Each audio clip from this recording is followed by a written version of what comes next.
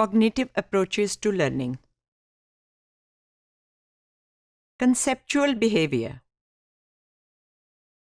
Concept ये होता है कि आप किसी चीज़ के बारे में एक एब्स्ट्रैक्ट नज़रिया आपकी समझ में आ जाता है.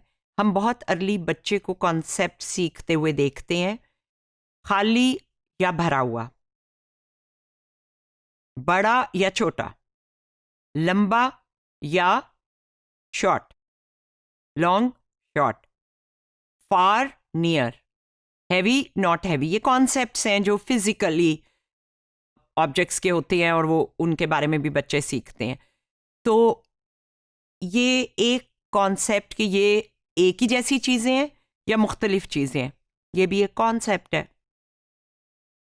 बहुत दफ़ा अपने दिन के दौरान हम जजमेंट्स करते हैं चीज़ों के बारे में. तो जब हमें कॉन्सेप्चुअल लर्निंग होती है या कॉन्सेप्ट्स हमारे माइंड में होते हैं, तभी हम कह सकते हैं कि ये एक ही जैसी हैं या फ़र्क है. मसलन ये वही लिबास तो नहीं है जो उसने फ़लाँ मौके पे भी पहना था. ये जजमेंट हम कर रहे हैं या हम खुद कह रहे हैं कि मेरे लोगों को पता चलेगा कि मैं पिछली दफ़ा भी यही लिबास पहन कर आई थी. तो हम किसी पॉइंट, किसी क्राइटेरिया, किसी खसूसियत पे उन दो लिबास को जो है वो कंपेयर कर रहे हैं कि उनका कलर एक है, उनका प्रिंट एक है, या वो किस तरह से मुख्तलिफ हैं. तो ये एक ही जैसे और मुख्तलिफ का कॉन्सेप्ट है. हम कहते हैं कि मैंने ये मूवी पहले देखी हुई है, हम जजमेंट कर रहे हैं. हम कहते हैं कि ये दूध का कुछ टेस्ट फ़र्क है, चाय का कुछ टेस्ट ठीक नहीं है, टेस्ट फ़नी. इसका मतलब है कि आप याद है आपको और आप कंपेयर कर रहे हैं कि असल में टेस्ट क्या होता है और ये ख़राब तो नहीं हुई हुई चीज़. इस पे पहले एक्सपेरिमेंट जो कंसेप्चुअल बिहेवियर पे हुए, जैसे हमने कंडीशनिंग के जानवरों पे किए थे, तो पिजन्स के बारे में ये पता चला कि pigeons can actually learn the concept of same and different. उनको कुछ कॉम्बिनेशंस एरेज दिखाए गए जिसमें 2 कलर के सर्कल्स थे. वो चंद सेकंड के लिए उनके सामने रहे. After a brief memory delay, a second array appeared in which one of the colors had changed. जैसे पहले अगर पर्पल था तो वो ऑरेंज हो गया अगले में. तो रिवॉर्ड के लिए ज़रूरी था कि जो चेंज हुआ हुआ कलर है, डिफरेंट कलर है, वो उस पर चोंच मारे. अब पिजन्स जो हैं उन्होंने ये सीख लिया कुछ ट्रायल्स के बाद कि कुछ सेट ऑफ ट्रायल्स पे कि जिन पे वो ट्रेन हो गए कि उन्होंने डिफरेंट कलर पे जो जब आएगा चेंज हो जाएगा तो सिर्फ उस पर चोंच मारने से खाना मिलेगा. इंटरेस्टिंग बात ये थी कि ये लर्निंग ट्रांसफ़र हुई. जब नए सेट ऑफ कलर्स आ गए, जैसे ऑरेंज, ब्लू, येलो, पर्पल की बजाय कुछ और सेट ऑफ कलर्स आ गए, green, light green, Indigo, whatever, उसके अंदर भी उन्होंने जब एक के ऊपर वो पैक करते थे तो उन्हें रिवॉर्ड मिलती थी. उसके बाद जब वो कलर चेंज होता था तो वो चेंज वाले सर्कल पे उन्होंने करना होता था. ये लर्निंग जो और कलर्स पे थी, नए कलर्स के जो एरेज थे या कॉम्बिनेशंस थे, उन पे भी ट्रांसफ़र हो गई. जिसका मतलब ये है कि उन्होंने ये कॉन्सेप्ट सीख लिया, सेम वर्सेस डिफरेंट का कॉन्सेप्ट. तो इसको हम हायर ऑर्डर कॉन्सेप्ट लर्निंग कहते हैं.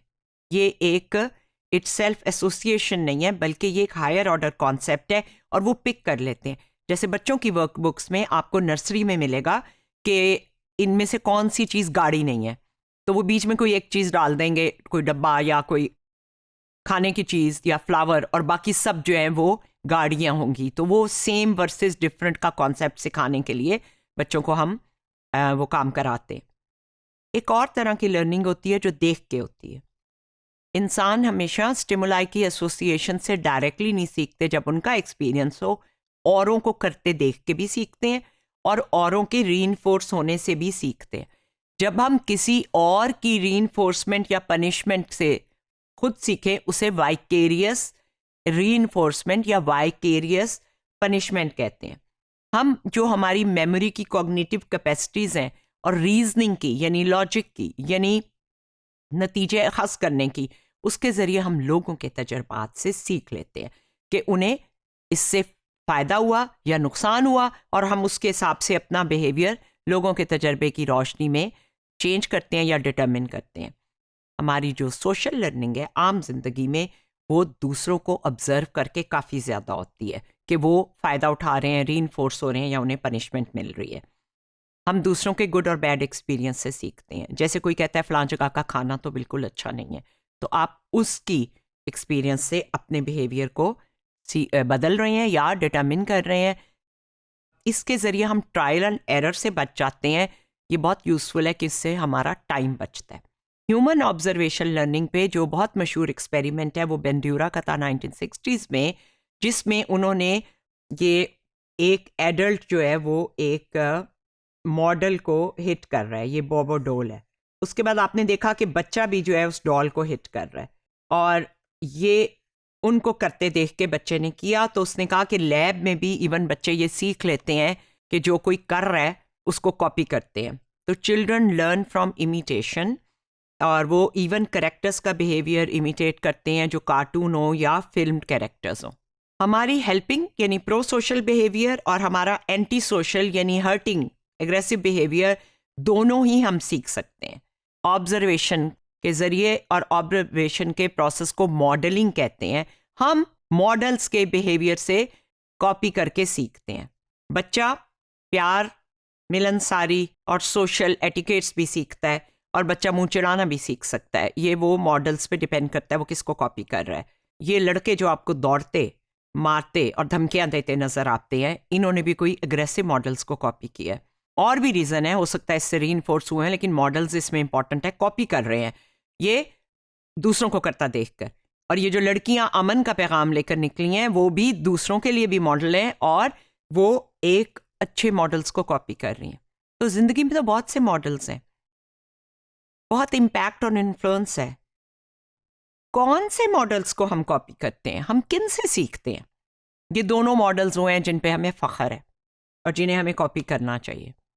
और कुछ मॉडल्स ऐसे हैं जिनको पनिशमेंट मिली या बदनामी मिली या उनके एक्शंस पे तनकीद हुई, तो हम उन्हें कॉपी नहीं करना चाहेंगे।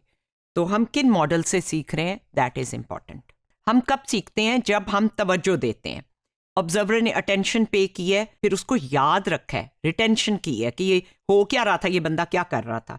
उसके बाद उसने रिप्रोड्यूस करने की एबिलिटी हो, वो उस तरह कर सके, मारना है या हाथ हटाना है या प्यार करना है या स्माइल करनी है या गरीब बच्चों को पालना है, वो उसकी कैपेसिटी रखता हो ताकि वो मॉडल के बिहेवियर को रिप्रोड्यूस कर सके।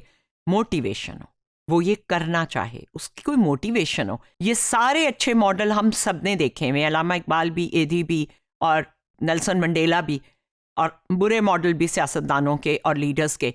हम मोटिवेटेड होते हैं तो बुरे बिहेवियर को अवॉइड करते हैं, और अगर हम नहीं चाहते तो हम नहीं करते। इस पे बेस करके टेलीविज़न और वायलेंस के बारे में बेशुमार स्टडीज़ हुई हैं, हंड्रेड्स। एक लॉन्गिट्यूडनल स्टडी 1977 में डिज़ाइन की गई अमेरिका में, जो हुइजमन की टीम ने की थी। उन्होंने 557 बच्चों को जो क्लास 1 और 3 में थे, 2 साल तक उनके टीवी देखने की हैबिट्स को स्टडी किया। उनको फिर 22 साल की उम्र में दोबारा इंटरव्यू किया, और जो रिजल्ट थे वो ये बताते थे कि जो औरतें और मर्द ऐसे टीवी प्रोग्राम देखते थे जिनमें वायलेंट कंटेंट होता था, तशद्दुद और जाहरियत के सीन होते थे, वो बड़े होकर ज़्यादा एग्रेसिव बनते थे। ये जो ग्राफ नज़र आ रहा है वो हमें यही बता रहा है कि एडल्ट एग्रेशन जो है वो उतनी ही ज़्यादा है जितना आपकी टीवी व्यूइंग है। ये हाई टीवी व्यूइंग है तो ये भी हाई है। अब इंटरेस्टिंग बात ये भी है कि इसमें मेल और फीमेल में हुआ दोनों पे असर, लेकिन मेल्स पे ज़्यादा और फीमेल्स पे कम। इसके बारे में एक बड़ी तबसरे और थेरीज हैं कि तशद्दुद की चीज़ें देखकर फीमेल्स पे कम असर क्यों होता है और मर्दों पे ज़्यादा क्यों होता है। That is a topic for an another time.